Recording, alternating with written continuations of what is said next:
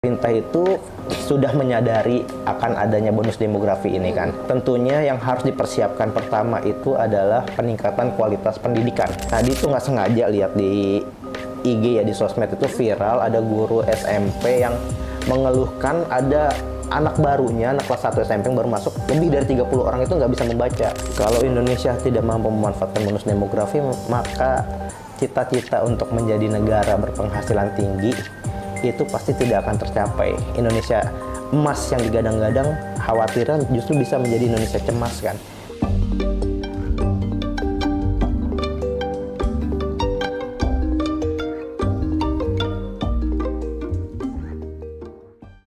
Halo teman Bongkar Bangkir Podcast, senang sekali saya Laras bisa kembali menyapa teman-teman di sini.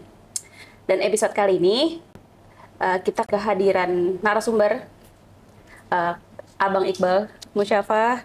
Selamat datang. Makasih. Beliau dari Analisis Kerjasama Badan Kebijakan Perdagangan Kementerian Perdagangan. Episode kali ini kita akan membahas mengenai menyadari potensi bonus demografi bagi Indonesia. Abang boleh kasih tahu nggak sih kenapa disebutnya bonus? Sebut bonus itu kan bisa disebut gift ya, hadiah ya. Nah, jadi ini disebut bonus demografi karena diperkirakan pada tahun 2030 ke atas, 2045 lah, 30 sampai 2045 itu populasi Indonesia 70%-nya diisi oleh usia produktif. Jadi masyarakat yang usianya 15 sampai sekitarnya 64 tahunan atau usia-usia pensiun. Nah, disebut bonus karena kalau potensi itu tuh masyarakat produktif itu bisa dimanfaatkan dengan baik, pasti itu dampaknya akan sangat positif, bisa bagi perekonomian Indonesia, kemudian juga bisa mendukung target Indonesia menjadi Indonesia emas di 2045 nanti kan, dan juga target Indonesia untuk menjadi negara ekonomi maju, negara negara berpenghasilan maju di 10 besar perekonomian dunia gitu kan. Maka itu disebut bonus. Oh, oke. Untuk bonus demografi bagi Indonesia ini itu tantangannya apa aja sih? Tantangan bagi bonus demografi ini kan, demografi ini komponen utamanya kan manusia ya, masyarakat. Jadi tantangannya itu ya di masyarakat itu sendiri, khususnya di kualitas SDM-nya, di kualitas masyarakatnya. Karena bonus demografi ini justru bisa menjadi musibah kalau nggak dimanfaatkan dengan baik. Bayangin aja kalau misalkan 70% populasi Indonesia, berarti kalau sekarang sekitar 250 jutaan penduduk lah ya kira-kira ya. Berarti 70%-nya itu kan lebih dari 100 juta penduduk kan, lebih dari 150 juta penduduk. Kalau kualitas SDM-nya tidak mumpuni gitu kan, nggak capable, bayangin usia produktif segitu banyak tapi mereka nanti susah dapat pekerjaan misalkan. Kemudian juga mereka tidak mampu untuk mendukung target-target yang sudah dicanangkan oleh pemerintah sebelumnya dan pemerintah saat ini juga untuk menjadi Indonesia emas di 2045. Oke. Terus kayak dampak apa aja sih yang bisa dirasain manfaatnya gitu buat bonus demografi di Indonesia? Pertama, itu pasti akan berdampak pada perekonomian Indonesia karena 70% tadi usia produktif, kalau mereka memang benar-benar memiliki kemampuan dan produktif gitu kan, itu akan meningkatkan perekonomian dari sisi penyerapan tenaga kerja pertama. Kemudian juga mungkin nanti juga akan terciptanya lapangan-lapangan pekerjaan baru dengan masyarakat yang diisi anak muda kan, Gen Z ke bawahnya, generasi Alpha atau apa kan, itu mereka terkenal dengan kreativitasnya mereka kan, kreatif, inovatif. Jadi mungkin mereka akan menciptakan lapangan-lapangan pekerjaan baru yang ujung-ujungnya bisa menyerap pekerjaan dari masyarakat. Kalau masyarakat bekerja, mereka mendapatkan penghasilan. Mereka mendapatkan penghasilan, kemudian penghasilannya itu dibelanjakan lagi untuk kebutuhan mereka. Maka perekonomian akan muter kan. Akan muter. Komponen terbesar dari pertumbuhan ekonomi Indonesia itu kan konsumsi rumah tangga. Nah, kalau konsumsi rumah tangga ini tinggi, maka itu juga akan menjadi pemicu bagi pertumbuhan ekonomi Indonesia yang lebih baik ke depannya gitu. Oke. Kan tadi nyebut soal Gen Z ya. Tapi banyak Gen Z yang masih menganggur, kayak dia mengalami depresi, terus mengalami depresi di pekerjaannya. Terus solusinya mengenai bonus demografi ini sendiri itu apa? Gen Z itu kan terkenal kreatif.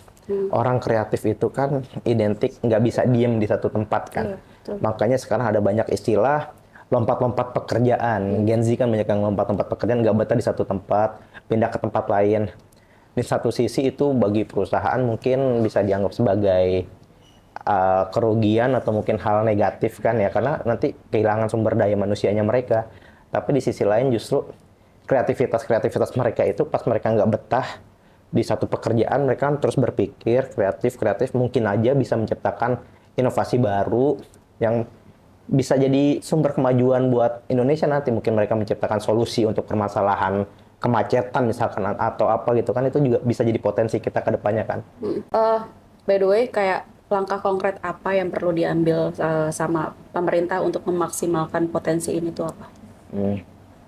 Pemerintah itu sudah menyadari akan adanya bonus demografi ini kan. Tentunya yang harus dipersiapkan pertama itu adalah peningkatan kualitas pendidikan. Gitu. Tadi tuh nggak sengaja lihat di IG ya, di sosmed itu viral, ada guru SMP yang mengeluhkan ada anak barunya, anak kelas 1 SMP yang baru masuk, lebih dari 30 orang itu nggak bisa membaca. Iya. Nggak kenal huruf, itu kan miris ya. Mereka udah 6 tahun di SD, terus pas masuk ke tahapan pendidikan menengah di SMP mereka nggak bisa baca. Gimana untuk mengikuti pelajaran-pelajaran yang lebih menengah sampai menengah ke atas gitu kan, SMP SMA kan itu udah mulai tinggi kan tingkat pelajarannya. Bukan soal lagi untuk nggak bisa membaca sebenarnya kan. Sebenarnya membaca itu ya, masalah membaca itu udah selesai di SD harusnya. Iya. Nah ini juga jadi tantangan sendiri nih bagi pendidikan di Indonesia nih untuk meningkatkan kualitas ke depan, biar jangan sampai generasi Z atau Alpha atau ke bawahnya itu justru malah kualitasnya semakin menurun. Nah ini juga PR kita bersama, baik itu institusi pendidikan, pemerintah, orang tua di rumah, ataupun ya semua stakeholder yang ada di negara ini untuk mencoba mencari solusi akan permasalahan itu. Gitu. Kalau dari peran sektor swasta dalam mendukung bonus demografi di Indonesia itu gimana Bang? Perannya tentu pertama mereka sektor swasta ini bisa memberikan semacam CSR lah, salah satu contoh singkatnya CSR untuk pemberdayaan masyarakat, baik itu lewat pendidikan ataupun lewat pelatihan kerja, itu juga cukup membantu kan. Selain itu juga sektor swasta mungkin bisa bersama-sama dengan pemerintah, khususnya dengan lembaga pendidikan, dengan dunia pendidikan untuk sama-sama duduk bareng nih, industri butuhnya apa, perusahaan butuhnya spesifikasi karyawan yang seperti apa, dunia pendidikan, sektor pendidikan yang mungkin bisa mempersiapkan itu kan, mempersiapkan kurikulumnya misalkan. Seberapa penting sih kayak pendidikan dalam manfaat bonus demografi ini? Sangat penting. Sangat penting. Sangat penting, itu bisa disebut sebagai komponen utamanya ya. Karena kan bonus demografi ini kita bicara tentang manusia. Manusia itu pasti kan perlu pendidikan, perlu terdidik.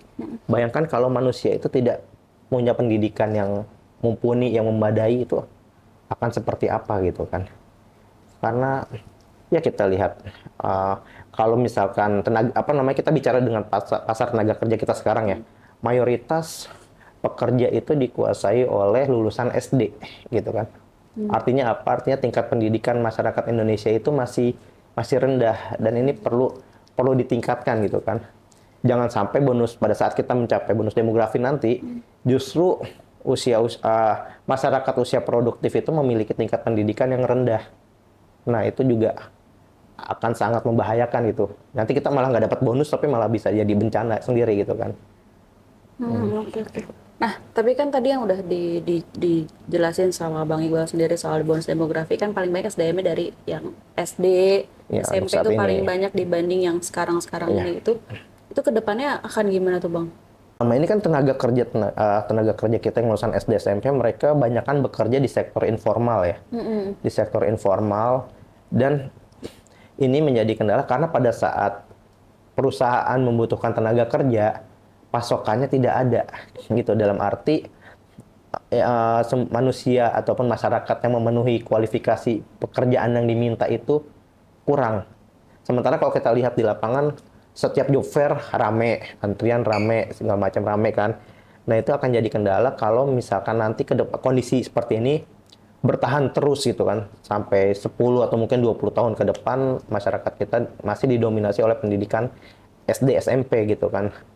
Jadi emang perlu ada peningkatan minimal tenaga kerja di Indonesia ini mayoritas lulusannya SMA gitu kan. Jadi bisa mulai bertahap lah masuk ke mengisi posisi-posisi ataupun lowongan-lowongan yang ada di sektor formal gitu. Terus komitmen pemerintah bisa mewujudkan bonus demografi ini tuh? Sejauh ini komitmen pemerintah itu sudah ada ya, sudah cukup baik ya. Dengan dengan adanya pelatihan kerja sekarang kan juga sudah banyak ya. Pelatihan kerja baik itu dari Kementerian Tenaga Kerja ataupun dari lembaga-lembaga pelatihan lain. Kemudian juga ada kartu prakerja itu ya, ada pelatihan prakerja itu juga salah satu upaya juga sih untuk mulai meningkatkan kemampuan masyarakat gitu kan. Tinggal gimana masyarakatnya memanfaatkan aja gitu. Karena selama ini HP canggih tapi males browsing, males cari informasi gitu kan. Nah itu jadi kendala juga sih. Apa yang menyebabkan suatu negara itu gagal memanfaatkan bonus demografi? Negara yang gagal memanfaatkan bonus demografi itu kalau tadi kualitas SDM-nya ternyata hanya banyak di banyak di kuantitas, tapi kurang di kualitas. Gitu. Tadi kalau misalkan kita gagal memaksimalkan peningkatan pendidikan bagi masyarakat, untuk kedepannya jadi masyarakat yang 70% itu hanya jumlah doang banyak, tapi nggak ada kualitasnya. Nah itu yang bisa menyebabkan suatu negara gagal dalam memanfaatkan bonus demografi. Oke. Terus kayak kalau yang terjadi di Indonesia nih, misalkan tidak mampu memanfaatkan bonus itu sendiri itu apa sih yang terjadi? Kalau Indonesia tidak mampu memanfaatkan bonus demografi, maka cita-cita untuk menjadi negara berpenghasilan tinggi itu pasti tidak akan tercapai. Indonesia emas yang digadang-gadang khawatirnya justru bisa menjadi Indonesia cemas kan. Dampaknya kita terjebak dalam middle income trap atau negara yang terus-terusan berada di kelas menengah gitu kan, jebakan kelas menengah. Jadi akan susah untuk naik menjadi negara berpenghasilan maju seperti yang dicanangkan saat ini kan. Nah itu Itu dari sisi negatifnya. Itu sisi negatif kalau misalkan kita gagal memanfaatkan bonus demografi yang akan ada nanti. Sekarang juga mungkin sudah mulai ada ya, sudah banyak. Terakhir, pesan dan harapan apa yang dari Bang Iqbal sendiri buat pemerintah, buat DPR 5 tahun mendatang ini? Ya, kalau kita bicara harapan ke depan, tentu kan setiap pergantian pemerintah itu kan menumbuhkan harapan baru kan.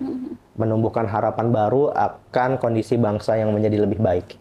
Tentunya untuk 5 tahun ke depan kita harapkan pemerintah bisa semakin optimal dalam memberdayakan sumber daya manusia yang ada. Jadi yang dibangun infrastruktur memang penting untuk meningkatkan mobilitas dan segala macam, tapi juga infrastruktur manusianya juga, pengembangan sumber daya manusia itu perlu dikembangkan. Oke, Abang Iqbal, terima kasih banyak untuk waktunya di sela-sela kesibukannya sudah mau sharing di Bongkar Bangkir Podcast. Demikian perbincangan saya dengan Iqbal Musyafa. Jangan lupa subscribe podcast kita. Bye.